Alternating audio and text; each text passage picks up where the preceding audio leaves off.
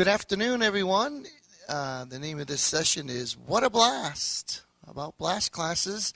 Welcome to the 42nd CALLERLAB convention here in Springfield, Missouri. And today is Monday, March 30th, and we welcome everyone that is here. My name is Ken Ritucci. I will be the moderator for this session. And to my right is Mr. Vernon Jones from Texas, who will also be on the panel. We'd like to welcome everyone again and talk about blast classes, which tend to be a little bit more popular these days. I see them springing up more and more and hear good things. We're sort of going to break this into two different categories. I'll have some opening comments. Vernon is an expert in teaching beginner class blast classes. I'll admit I have not taught one of those yet, but I've done several blast classes at the Plus program or higher. So we're going to talk about both programs, but we're also going to talk generically about, the structure of a blast class, the pros, the cons, what to look for, and things like that. And just very quickly, I have a few opening comments. I personally think blast classes are a different and a unique way to introduce some sort of program to dancers, whether it's the basic and the mainstream program to people who have never danced before, or it's taking mainstream dancers and doing a plus blast, or it's taking plus dancers and doing an advanced blast to the next program, whatever.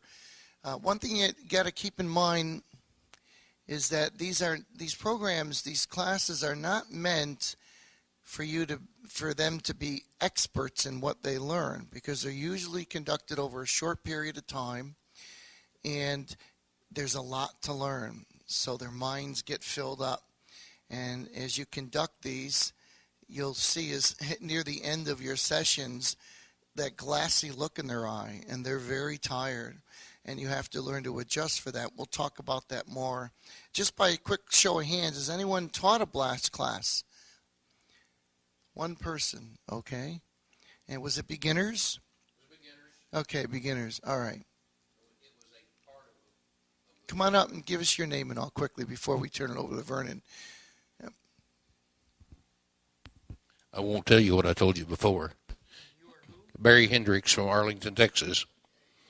I told the other group that I was the third best caller from Arlington, Texas. And then he told me that Deborah would be reviewing all the tapes. So anyway, I'm already in trouble anyway. So several years ago in the North Texas area, we did some Saturday morning blast classes that were sponsored by our dancers activity, and I was involved.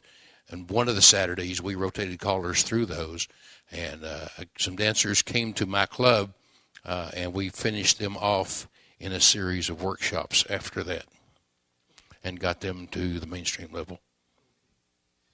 Great. If you came in late, I do have a handout up front. Feel free to come up and take one. I'll be referencing it in a little bit. So Vernon's going to talk about his success with blast class, especially at the basic and the mainstream program. Thank you, Ken. How's everybody doing today? Good. My experience with these types of classes is only with beginners. I have not done anything higher than mainstream, so that's what I'm going to talk about, and I'll try to be brief and as clear as I can. The first one that I ever did was back in 2002, and we didn't have a name for it at that time. It was just something we were trying as an experiment. It took on the life of something called Fast Track. Maybe some folks may have heard about that. Blast seems to be the thing that's catching on now as far as names are concerned.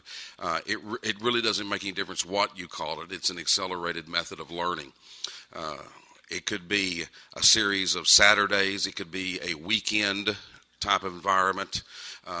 It doesn't make any difference, what it is.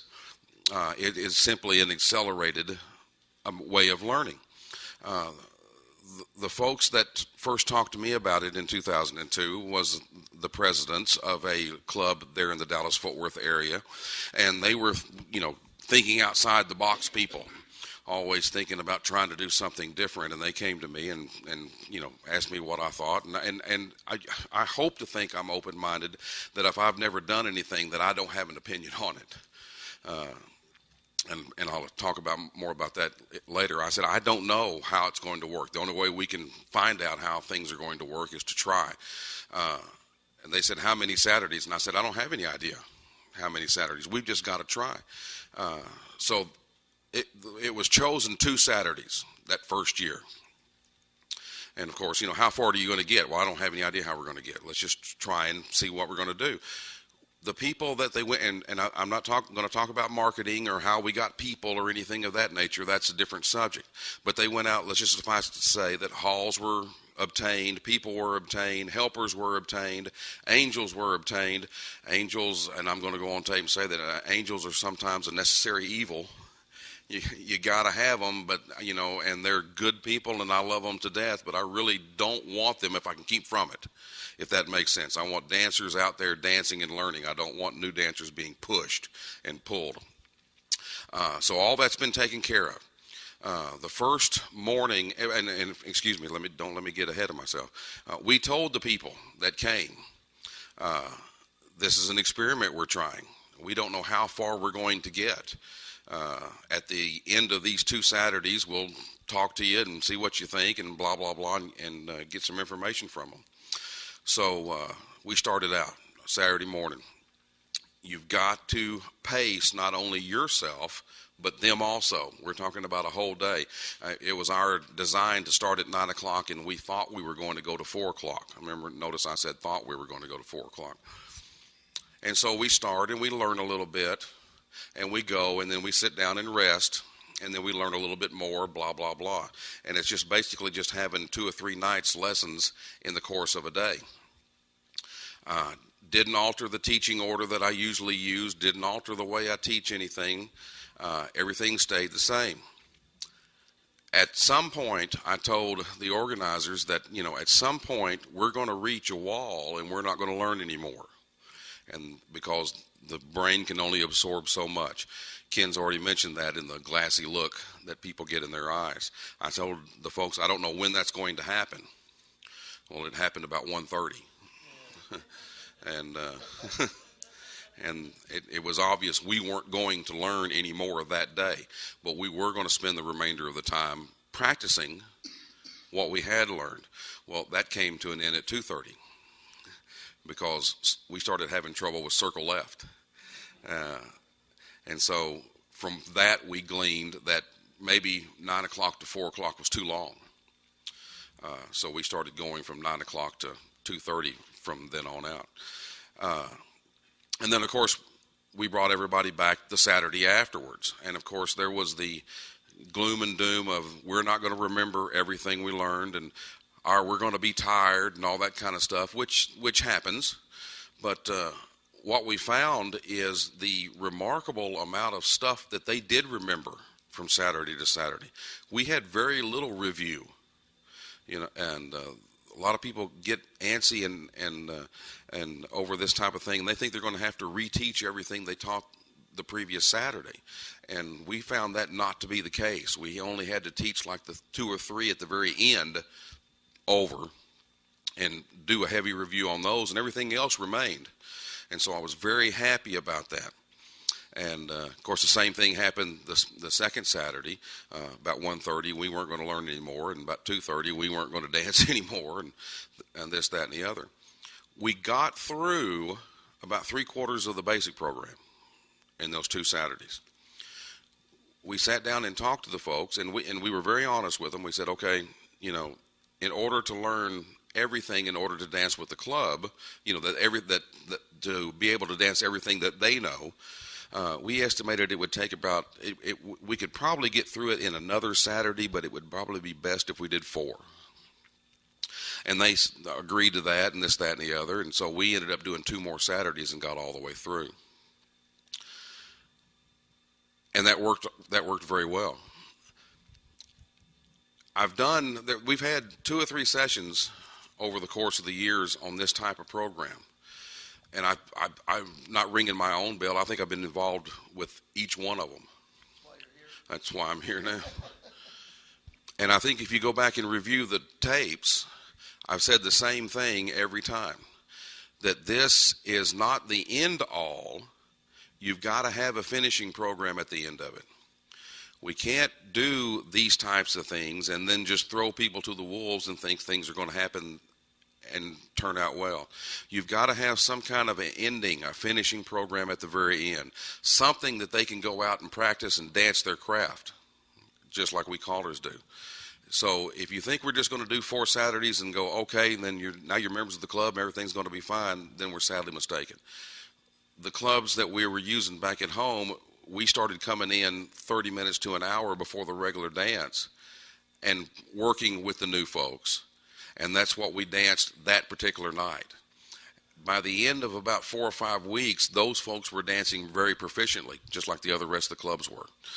So, don't take away from this, in my opinion, that 4 Saturdays, you're done, throw everybody to the wolves. You've got to have some kind of a finishing program. A lot of people use downtime at lesson time. And if anybody has a question, don't hesitate to raise their hand. Use downtime during the lesson time as we're going to relax and not think about things.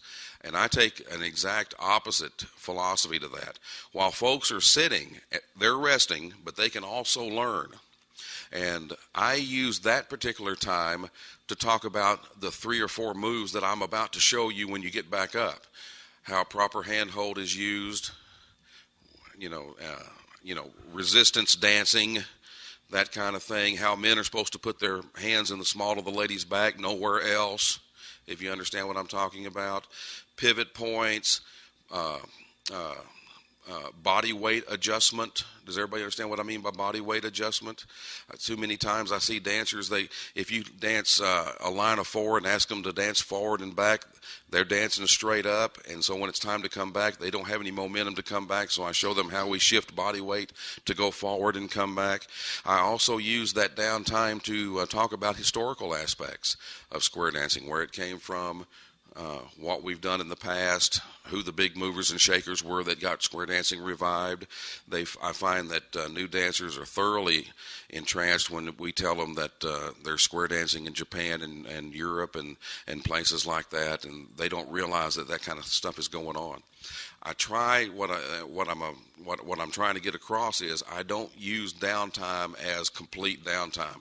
I'm trying to hold their attention as best I can, and using that kind of thing to enhance the learning process. And that can be done at regular lesson night or any kind of lesson night, but especially during the Saturday thing, getting people up to speed. I especially. What is the word? I'm lost myself. Use that time to enhance the things that I'm about to teach. I don't like to get people up on the floor and say, okay, we're going to learn how to do right and left through. I want to show them how we're going to do right and left through before they get up and dance, and I use that downtime to do that. One thing that people don't really think about, or I've never heard very many people talk about it when using these accelerated methods of learning, is what kind of nutrition are we going to have during the day? You've got to have something. You've got to have something to drink. We've got to be able to replenish and rehydrate. Coffee is always a good thing, but water is the best thing. Soft drinks, although I drink them, are not a good thing. Yeah, they fill you full of caffeine, but they're really not a good thing because they do make us tired and lazy at the end of the day. What to eat in the morning times when they get there. I want to have something for them. I don't want to have donuts. Although that's a very easy thing to do in the morning, stop by and get whatever dozen of donuts. But I don't want that because donuts are heavy. Pastry is heavy. And we don't need things that are going to make us any heavier during the course of the day. We need things that are going to increase our metabolism, fruits, that kind of thing. People always are hesitant about that kind of thing because we think we've got to have this grandiose feed to take care of everybody. But if you've got a bunch of cut-up cantaloupes and that's all there is, they're going to eat cut-up cantaloupes. and cut up cantaloupes increases metabolism. Fruits of any kind increase metabolism. I know this for a fact because, and I'm going to tell something on myself, and if you want to get into politics, we can do that later, but as a hobby, I hunt.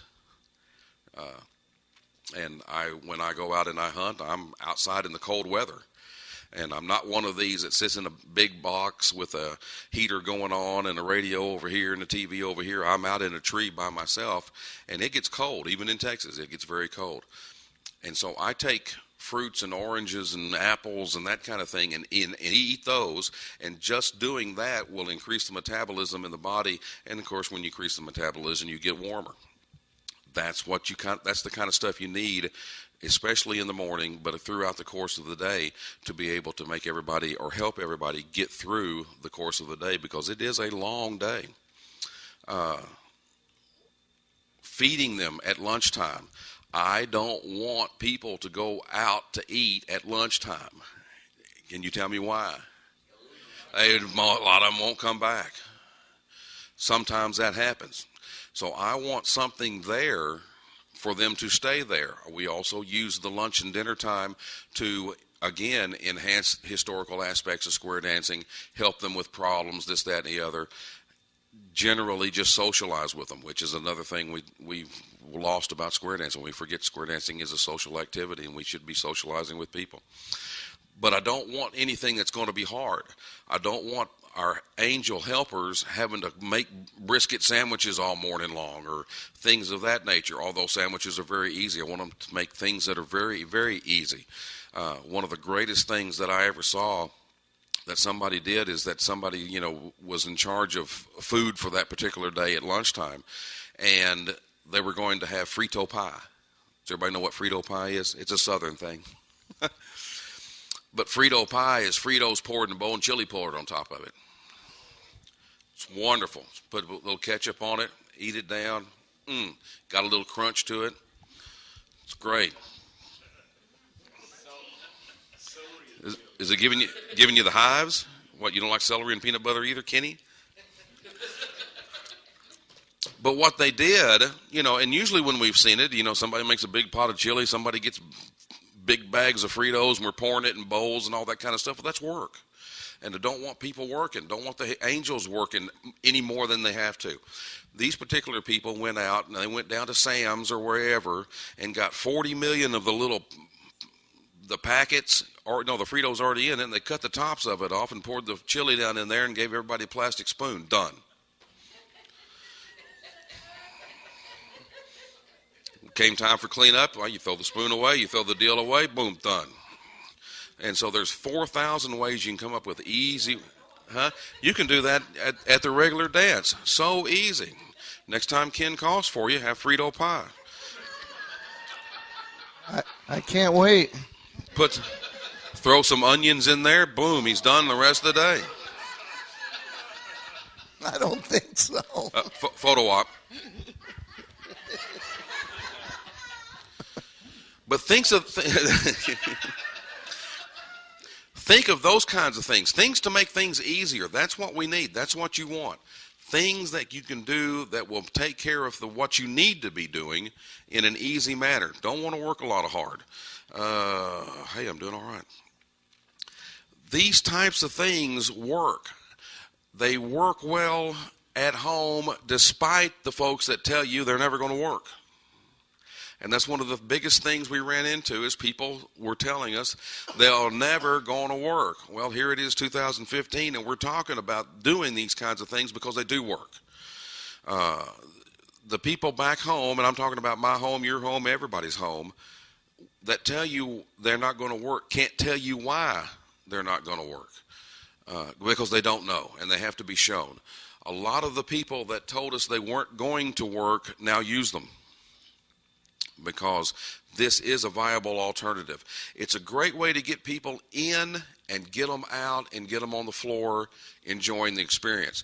A lot of the objections or roadblocks that you run into with gathering new dancers, when you go out and get new dancers, they're in their most enthusiastic stage at the 10-week period. They're having a great time, and I know they are. They want to bring their friends, and we have to tell them, well, you got to wait until September. or you got to wait until next year, or whatever. Well, we use these things not only by themselves, but in conjunction with the regular standard every week set of lessons or way of learning. After 10 weeks, if people have people or friends that they want to bring in, we can now get them up to speed in a series of Saturdays. And then we've got them back where, and then we just incorporate them into the existing class. And I do both kinds. And so it's a win-win situation for everybody. You can bring people in, you can get them in quick, have a series of workshops if that's what you wish to do, and get them dancing and get them going as quickly as possible. It will enable you to have more starts during the course of the year. You can look at it as a form of multi-cycle. You can start a regular class 10 weeks later, have a Saturday deal for anybody else you want to bring in, a couple of Saturdays, boom, they're up to speed, and incorporate them right in. If you hadn't used them, try them. They work really, really well. Okay. Yeah, we got some hands here, but of course we want the microphone. So I think I saw Lenny first, and then Roy. Tell us who you are. Lenny Hull, General Chairman of the 64th National Square Dance Convention in Springfield, Massachusetts. Listen, I understand everything you said, and I agree 100%, but you didn't talk about what does it cost to get this dancer there for that session.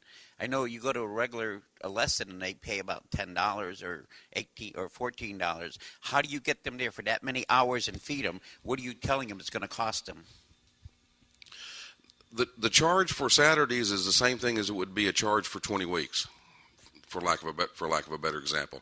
If it costs X amount of dollars to learn to square dance, it costs X amount of dollars to learn to square dance. Roy Gotta from New Jersey. What was the average age of the people in your blast class? The average age is the average age that we get today. A lot of folks think, well, you went 4 Saturdays, those folks must have been super duper young, and that's simply not true. We attract the age people that we attract. And so the people, if you had a regular 20-week or whatever length square dance lessons, those were the type of people that we had for the Saturday lessons. Okay. You all have a handout. I want to go through this a little bit and go over some of the switch. Okay, we want to switch gears here a little bit. So, what's the purpose of conducting a blast class? I wrote down some ideas. These are just some quick things I put together. Geographic location. Where do you live? If you're out in the rural area, maybe it's not the best location. I don't know. Try to pick a good location if you could. Is there a hall available? That's really important. Dancer interest. Now, again, Vernon spoke more about beginner classes. I'm sort of angling it more towards established dancers learning a different program. Mainstreams up to plus up to advanced, whatever, because that's the success I've personally had. So what is a dancer interest? If you were going to do a blitz go, even if you're going to do a beginner's class, you have to still try to advertise. You got to push it very heavily. You really have to advertise. Advertisement's key. What type of class do you want to conduct? If you're already calling for clubs and you're established, do you want to do an A1 Blitz weekend? I call them Blitz weekends. They're called Blast weekends, whatever. Is this something you might want to teach? Sometimes callers get a group of dancers that come to them and say, I think we got 2 or 3 squares in the area that really want to move up and learn advanced. Would you teach that to us? And that's, to me, is an opportunity to do a Blitz weekend. Consecutive weekend classes or just one weekend? I have not done consecutive weekend classes. My Blitz weekends are all one weekend. Vernon talked about 4 Saturdays. That's great if they all come back. I'm afraid after one Saturday's over with, you lose some because they'll either remember that it was too taxing on their brain or something comes up and they don't have 4 Saturdays to give. Understanding what's involved. If you're going to do a blast class, you have to look at, everything that's involved. What do you need? Do you need help? Do you need support? You're going to do it by yourself. Having the proper teacher. If you don't feel you're ready to teach a blast class, but you want to help conduct one, or maybe you want to shadow an experienced caller, or you hear of a club or a caller that's doing one, go for the weekend and see how they do it. If you feel you're ready, then you must feel you're the proper teacher. Receiving support. What kind of support are you going to get? Are you going to get support from local clubs or local dancers, or people just going, you're going to run this by yourself? What happens when it's all over? That's really key. I do these blitz classes literally around the world. I've done some in Germany, and I've done them throughout the States. And the first thing they always say when we talk about it is, well, that's all well and good, but what do we do with this when it's over with? We've got no place to dance. It's given me the opportunity to either send dancers to existing weekends of that particular program, or I start my own. And now I've had a couple of weekends started based on blitz weekends. And again, that's thinking out of the box, and it's also looking forward with the dancers and giving them what they want. The advantages of conducting a blast class. I think some of the advantages are it speeds up the learning time, obviously. People's time is really taxed nowadays. They may not have 20 or 30 weeks to go to learn beginner classes. But if you can do a blast or a blitz class over a weekend or 2 or 3 Saturdays, then you're speeding up the process. You have to tell them, and you have to know that they are not going to be experts in whatever they learn, whether it's mainstream or plus or advanced or challenge. Whatever program you teach them, it's an exposure. And you must tell them this is simply an exposure. You need to go on to other established workshops and things and reinforce what you learn. Time does not allow to teach all position. I always put on my flyer, time will not allow for all position dancing. This is just an exposure of calls. I want to advertise correctly so when people sign up for my weekends, they know exactly what they're getting. And it gets the dancers out sooner rather than later, so it gets people dancing, especially if it's beginners. You have the ability to attract a great number of dancers depending on what program you're doing. You can provide income for the club or the caller. Let's be honest, if a club's going to sponsor it. Somebody mentioned cost. When I do Friday night to Sunday Blitz weekend, I charge, again, now this is not beginners. This is either plus or up. I charge $75 a person for the weekend. So I charge $150 a couple if they come as a couple, and that's just for the education. If they travel and get a hotel and all that, that's their business. Unlike Vernon, who normally does the one-day thing and then they're gone, I don't worry about lunches. We take lunch breaks. We usually have a morning session for 2.5 hours. We have a break. We have an early afternoon session. We have a mid-afternoon session, and we have an evening session. So I can usually do 5 or 6 sessions in a weekend. 1 Friday night, 3 on Saturday, and 2 on Sunday. And that's 6 sessions, and I'm done. And I should say that let's look at the programs. Plus, I can do in a weekend. The advanced list I can do in a weekend. The C1 list I've done in a weekend. The C2 list takes 5 days. The C3A takes 5 days because there's just that much more involved. And people sign up committed to that. And if you're going to run programs for plus or advanced, I also put on the flyer, this program is geared towards dancers who do not know any of, say, the advanced calls. For the plus dancer who does not know advanced calls. So they understand going in that it's okay. I don't know anything. You're going to teach me from scratch. Or I also said, or the advanced dancer who wants a refresher course. Because lots of times you'll get dancers at that program you're teaching, and they'll say, yeah, we really need to go through it again. This would be a good review for us. Now, flip it over, and there's a disadvantage of conducting a blast class. There's a chance to discourage the dancers during the process. You don't want to turn them off. And this is where experience in teaching comes into play, and I'll talk about that in a minute. The class I had mentioned is really an exposure. It's not a thorough teach of call and definitions.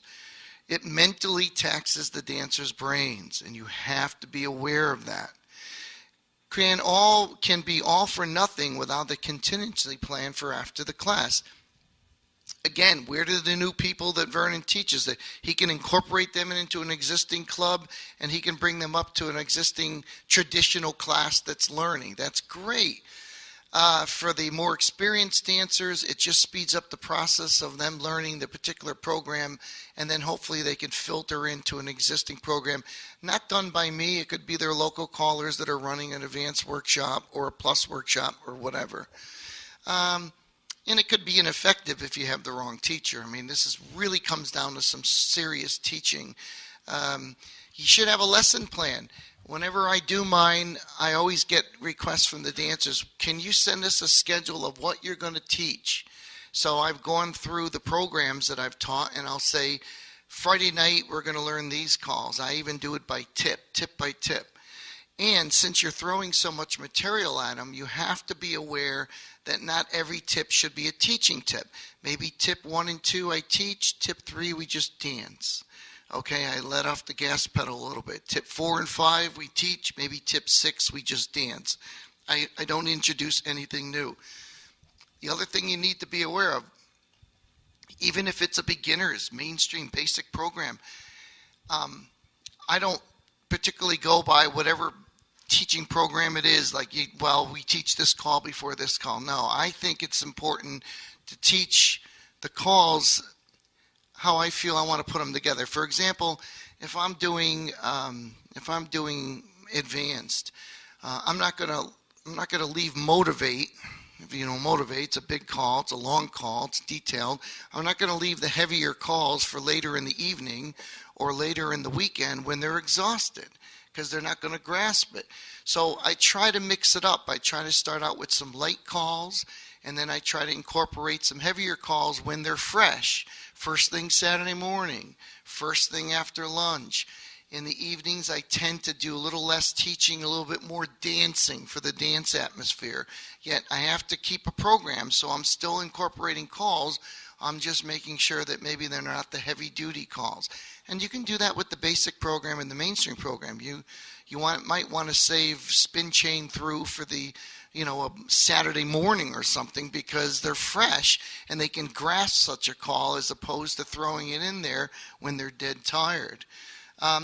If you follow along with me, I did write some other comments. Overall, blast classes are becoming more popular for many reasons. People's time is short these days, and dancers can benefit from such a class if it's conducted professionally and is well organized. Choosing the appropriate dance program is essential. Does your area need an influx of new dancers? I don't know what area doesn't. Would your club be willing to support and sponsor a weekend or multiple weekend type class? As a caller and teacher, are you prepared to do the prep work necessary?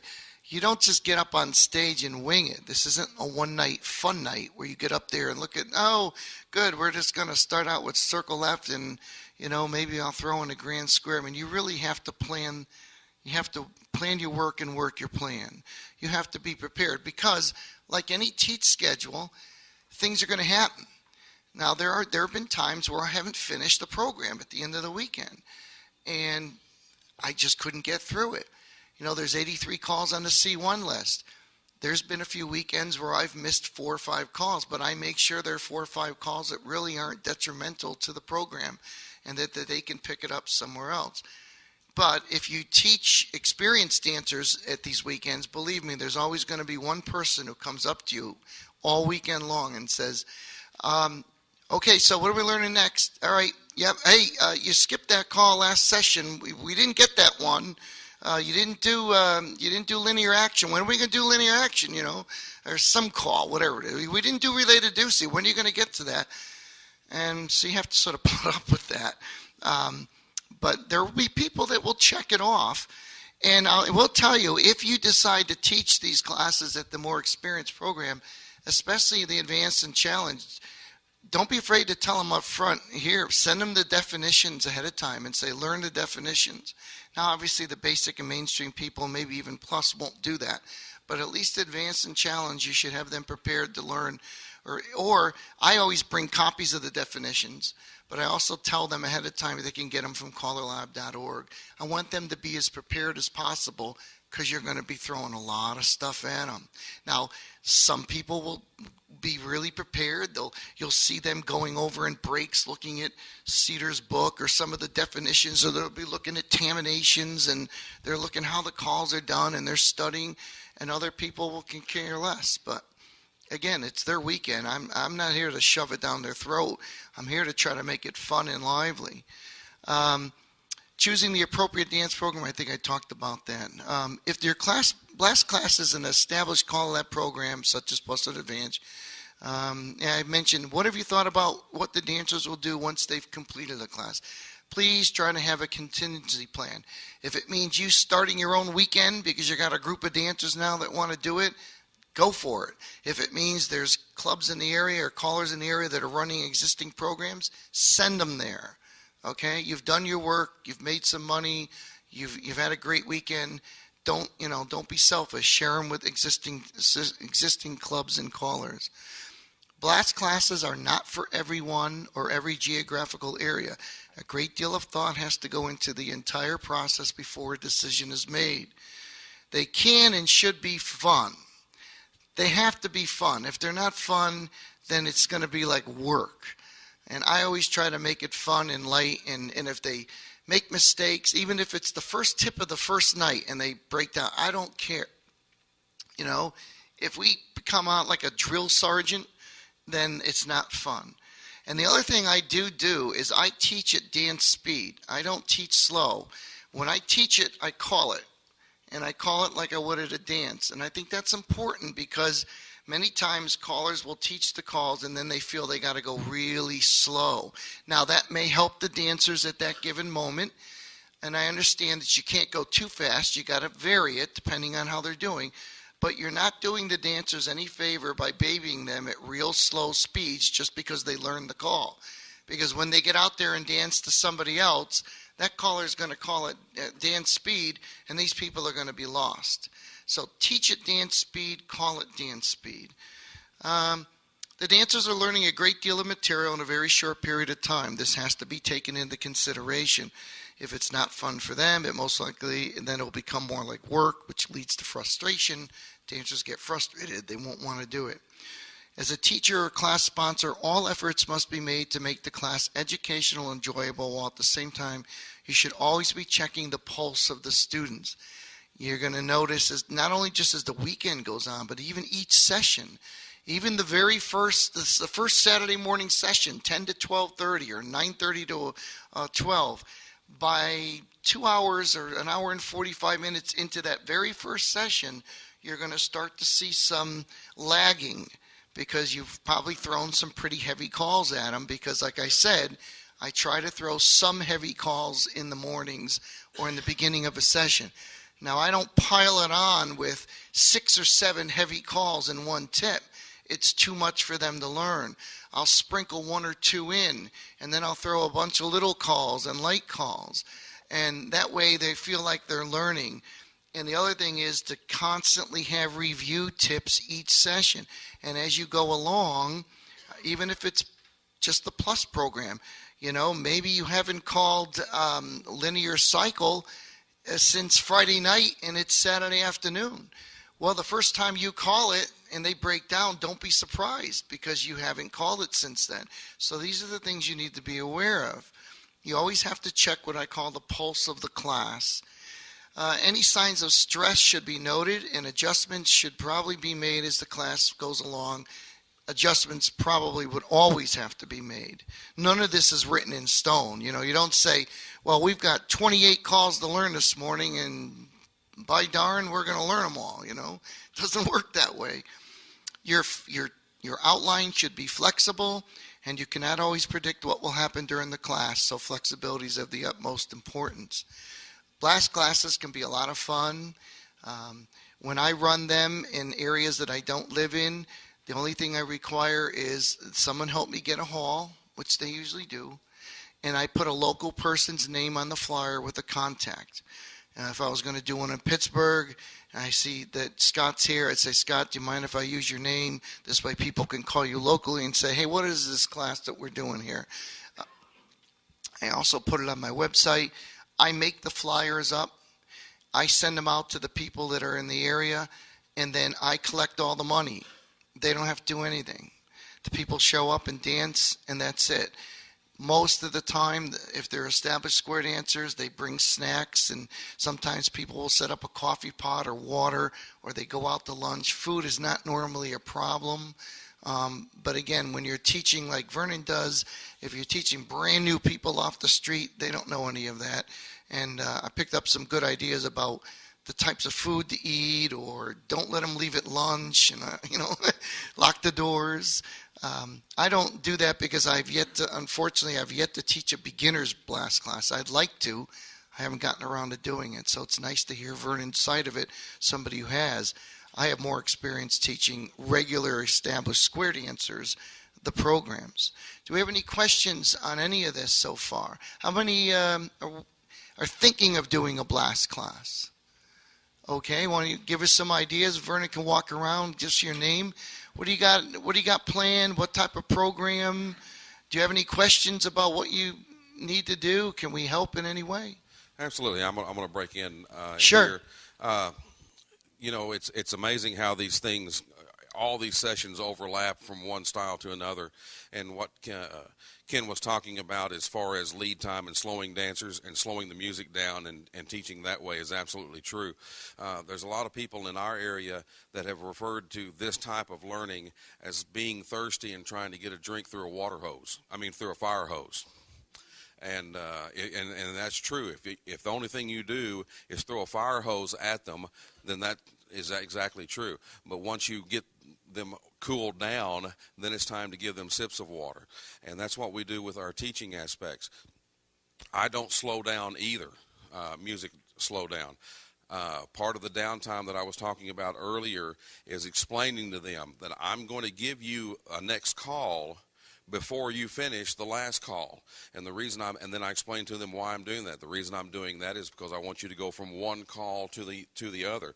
So we're going to walk through this new call that you have just learned a couple of times, and I'm going to put some music on, and then we're going to walk through it again a couple of times, and then I'm going to call something before that, and then we're going to go right from one to the other. And so I explain that to them as we go along. Teaching people to dance at a slow speed and then sending them off to the wolves is a terrible thing to do. There were any questions at all? Who's starting? Arlene, go ahead. Sure. Arlene Kaspic from Carpentersville, Illinois. My home club, Chi-Town Squares, we are offering our third blast, zero to mainstream blast class a weekend, Friday night, all day Saturday, part of the day on Sunday. And I'm nervous because I'm teaching it this go-round. Good for you. We brought in someone the first time who had done blast classes in the past. And he worked not only with the dancers, but other club callers were specifically asked to be there that weekend. And he would, beforehand, he had a session for us. He had a session for the angels, outlining his expectations, what I want you to do, what I don't want you to do. We believe, too, that the follow-up is critical. There has to be a place for them to dance. So what we did is Thursday evenings now, we have, for 2-3 years now, we have our club night, which is different from our regular club dances. Our club plus is sort of the official entry level, at least traditionally has been. And then we also have a lot of advanced and challenge dancers in our club as well. So Thursday evenings are what I think of in my mind as mostly mainstream. Most of the evening is mainstream dancing. We may do 1+ star tip at the very end. But it's important that the people attending the blast be encouraged to come. Okay, you've got the basics, but if you don't dance, you're going to forget it. And this is a way for us, in teaching a call, we pretty much stick to standard applications at the blast. The dances are a combination dance and workshop. We try to make it as dance-like as possible on Thursday evenings, but we'll workshop one or two calls and tear them apart more, look at them a little bit closer, and put them into non-standard applications. It's worked reasonably well. Winters can put a bite into what we're doing. You never know when the next blizzard's rolling through or the next Arctic freeze. But it's worked pretty well for us. And also in the following year, we're looking ahead in January to maybe tweaking the process a little more with how do we keep the people happy who want to dance mainstream. Let's not push them into plus. So let's keep them happy. But if you're interested in plus, here's a way. Maybe the last half hour we'll do a little bit of plus every week. But we're still tweaking with what will work the best for us in our area. Sure. And every class is different. Whether you say you're going to do a plus blast, well, then you got another plus blast. Don't think that what happened in the first one's going to happen in the second. It's usually a different group of dancers. And, people are people. You can't predict what's going to happen. Some are going to you're going to have a real fast learning group, or you're going to have a slow learning group. So even though you're doing, quote, a blast weekend, you can only go as fast as the dancers are going to absorb. Someone had a hand up right here. Yeah. My name is Wayne Lorenzen. I'm from Omaha, Nebraska. The club that I dance with I do the lessons for the club. We do 5 4-hour sessions on Sunday afternoons. So we don't have the issues with like serving lunch or anything, but we do keep snacks and everything. And like Vernon was saying, we have breaks, we have downtime, but it's always something going on during those breaks, etiquette, whatever. Some of the things that we've come across, first off, preparation, advanced preparation by myself is critical. If I'm not ready, it's not going to happen. At the same time, my lesson plan is fluid, because like you were saying, that glass-eyed look comes. It's going to be there. And that's something you have to prepare for. I set the expectations right up front. I let them know what the dancers can expect from me. I let them know what I expect from them. And I let them know right away, I expect you guys to have fun. This is supposed to be fun. And if you're not having fun, you need to tell me, or you need to tell the club president, because he will tell me that they're not having fun.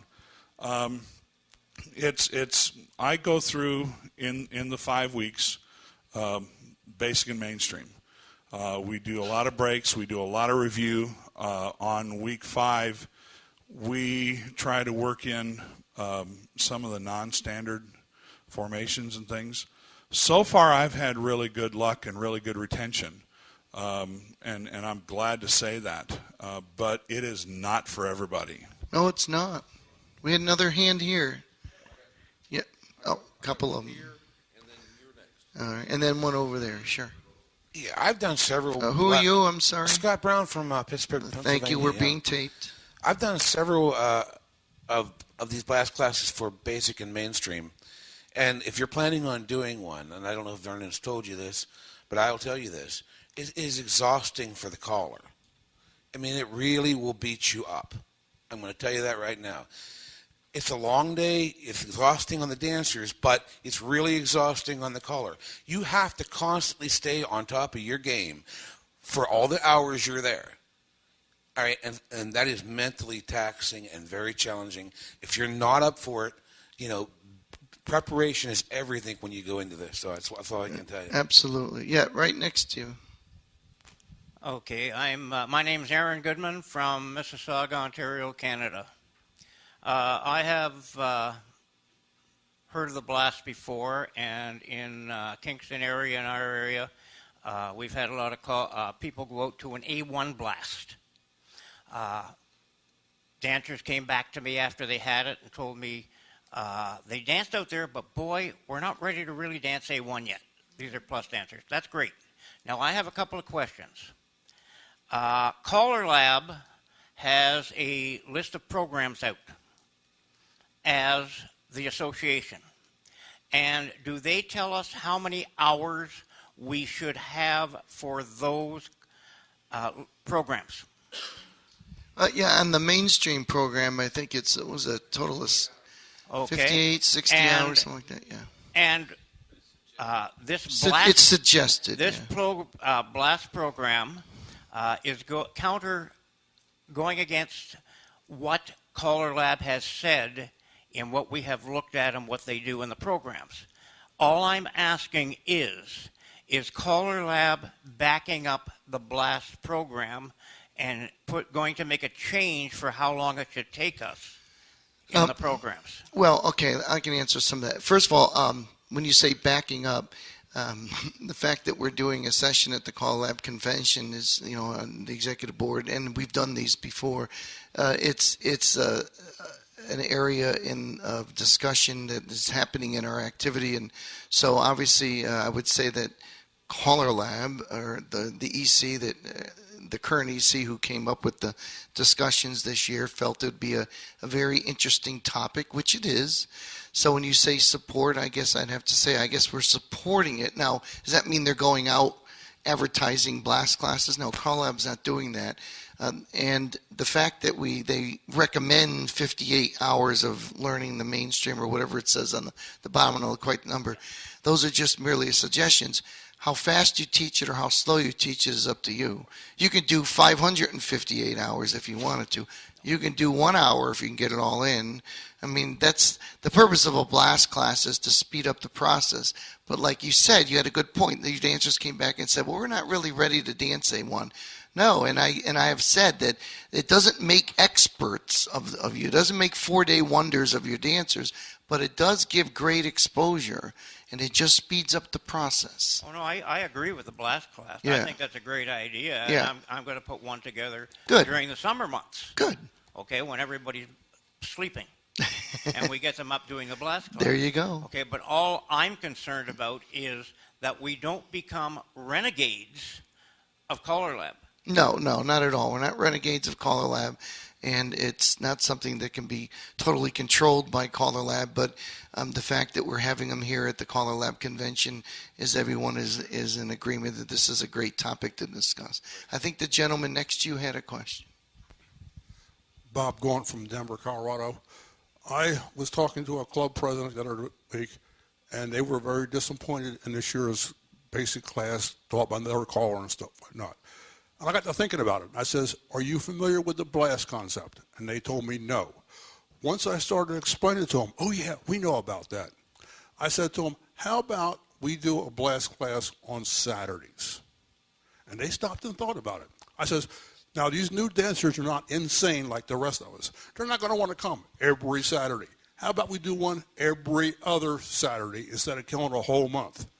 They're buying it. We're going to try it in the fall, and we'll see what happens. Great. One thing they did say, though, they're going to make their club members take turns. And every club member has to come to at least one class session so the new people get to know the club members.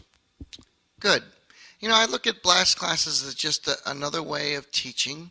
It's trying to keep up with the modern world, the 21st century, technology. People's time is of the essence nowadays. We're competing against so much more than we used to. So we've got to be, we can't be stale. We have to adopt to new ideas, and we have to try. If you don't try, there's the old saying, if you always do what you've always done, you'll always get what you've always got. So BLAST classes is just another way of trying something different. It may not be for you. It may not be for you as a caller. It may not be for your club. It may not be for your area. If it isn't, that's fine. Nobody is saying you must do BLAST classes, but they are becoming more and more popular, and I think it's good that some of the guidelines or some of the ideas get out there. I personally like them. And like I said, I have yet to do a beginner's one. I'm looking forward to doing beginner's one. I just haven't set one up. But I really have fun. I try to have a lot of laughs with it, because I'll do something like this. I'll say, I don't give a lot of guidelines the first tip. I'll just say, now when the music stops and I go hi or hello, that means you're going to learn a new call. And in the beginning, they love it. I'll call a little bit, warm them up, then I'll stop the music and I'll go hi, and they go, all right, we're going to learn. about halfway, 3/4 of the way through the weekend, every time I go hi, they go, oh, not another call. They don't want to hear the word hi or hello anymore because they know what's coming. And I'll say, hi. And they'll go, and I go, let's take a look at this call. And so it starts out really, and I try to keep it light and fun, but you have an agenda, and to get through the agenda, you have to get through the agenda. And I've never had anybody get up and leave in the middle of a weekend because they couldn't take it. But again, that's where professionalism comes in, and that's where keeping an eye and a pulse on the people. Don't try to shove it down their throat. Sometimes you got to back off and let them dance. Vernon. Yes, I went and got the CALLERLAB, the question of how many hours and this, that, the other, and I went and got the mainstream and basic program list. And let me tell you what it reads. It says CALLERLAB recommends that the basic and mainstream programs, calls 1 through 68, be taught in not less than 58 hours. And CALLERLAB also recommends that the calls be taught for more than a single position, formation, and arrangement, and that styling and timing be included as part of the teaching program. Okay, first of all, when this was written, it was taken into consideration that we were using the standard couple of hours, once a week, blah, blah, blah format.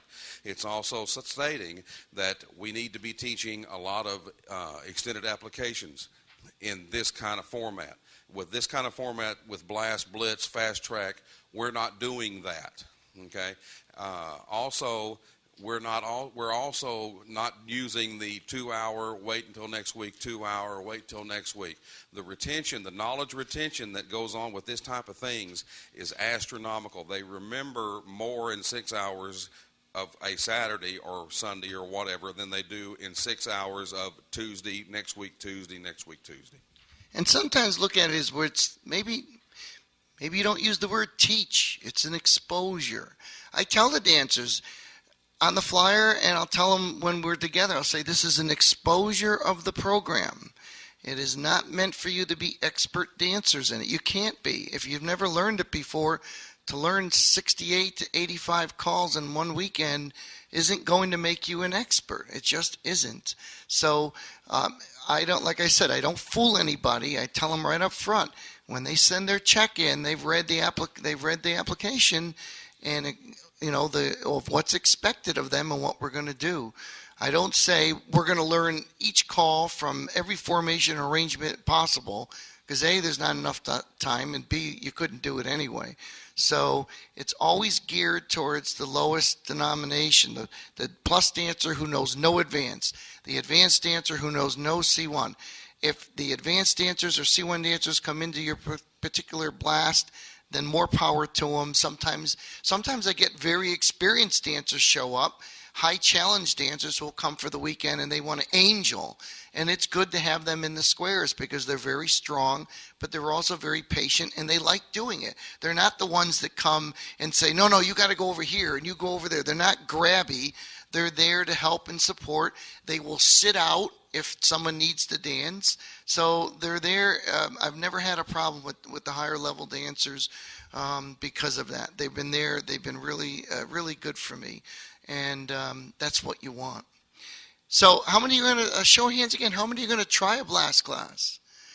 Good. Are you going to do it on your own, or you got support of a club, or yes, no? Are you going to do it on your own?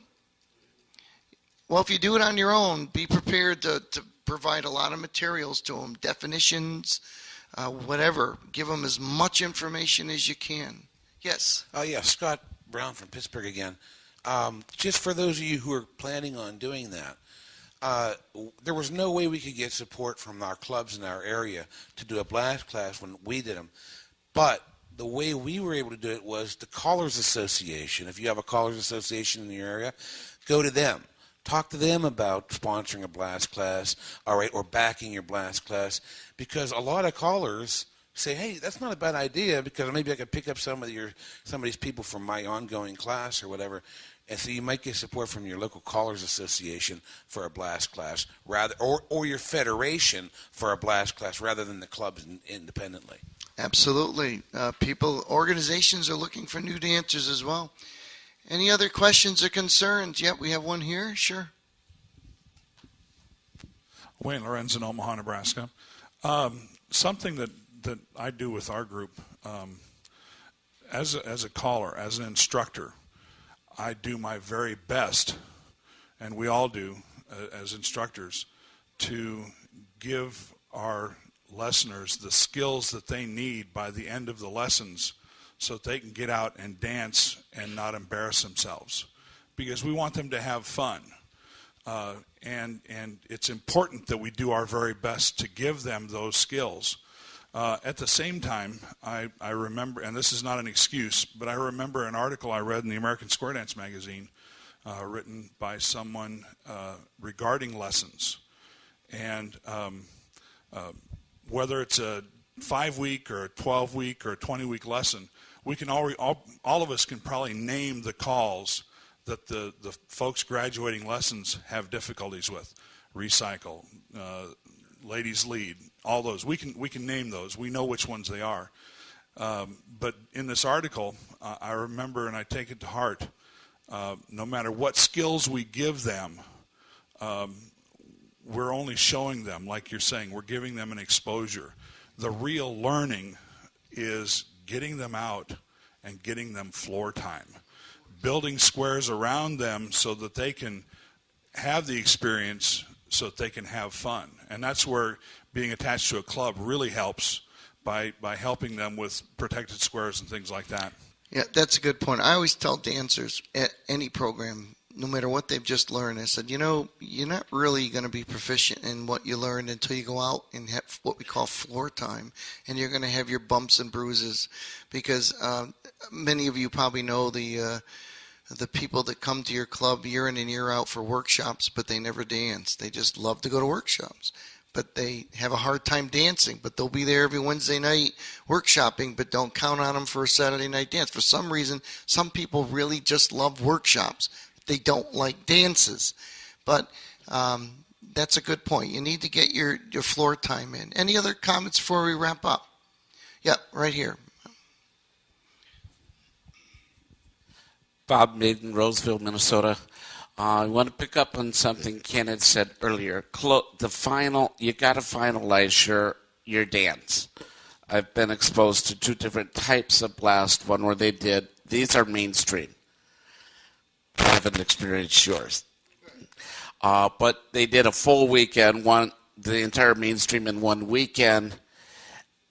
But the people coming out of there, no, they don't have the floor time. Generally, what has happened in Minnesota is you may have 40 couples and retain 2 because they didn't fit into the dancers that was around. There was no finalized for them. The second type they had was they put the mainstream on 2 different weekends. They did basics one weekend. They had 5 weeks of dance parties at that level, and then they did mainstream with another 5 weeks of dance parties. So they sort of broke it apart, gave them time to get floor time. That club in that case actually formed their own club. But that happened there. In the other case, they actually joined with another club. Again, they had a chance of closing. They had a chance of somewhere to go. But the final is really important. You can't do this for nothing. You got to have an contingency plan. I mean, you can't go through all this, teach these people, and have them nowhere to go. I mean, that's not the purpose of doing it. So, anything else before we wrap up? How nice to have Mr. Vernon Jones right here. I'd like to thank everyone for coming today. You've been a great group, and enjoy the rest of the convention. Bye-bye. How about a nice hand for Ken Ritucci? Thank you. Thank you.